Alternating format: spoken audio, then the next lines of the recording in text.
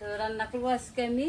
যে পঙ্কজের বাবা হলো সজনা পাতা এনে দিছে, আর তার সাথে আছে যে সমুদ্রের মাছ ফ্রিজে রেখে দিছিলাম। তো পঙ্কজের বাবা ভর্তা খাবো, ভর্তা করবো। তো আজকে আমার এই রান্না হবে।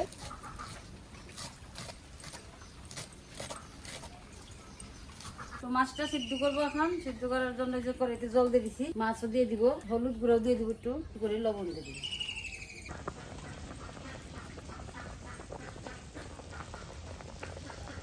তো মাছ সিদ্ধ হয়ে গেছে, এখন নামিয়ে নিব।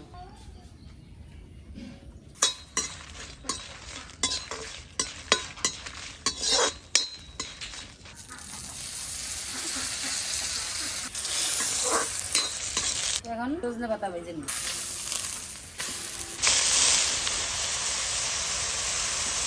বাটার জন্য এই যে দিকে রেডি করে নিয়েছি, সজনা পাতা ভাজা হয়েছে, কাঁচামরিচ, রসুন, কালো জিরে, আর এখানে আছে শুকনা মরিচ, পেঁয়াজ কুচি করে নিয়েছি। আগে আমি ভর্তাটা করে নই, মাছ ভর্তাটা করে তারপরে আমি এই বাটাটা লবণ নিলাম, মরিচটি ভালো করে মাখিয়ে নিই।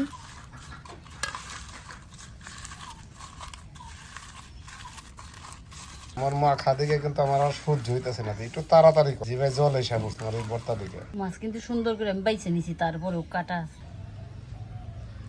কি বানাইলে রে?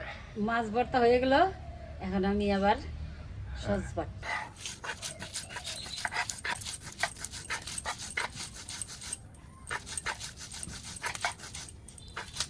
বাটাটাও সেরকম। দারুণ হয়েছে, গরম গরম ভাত, সাথে আছে হলো সমুদ্রের মাছ ভর্তা। আবার এটা হলো 100 100।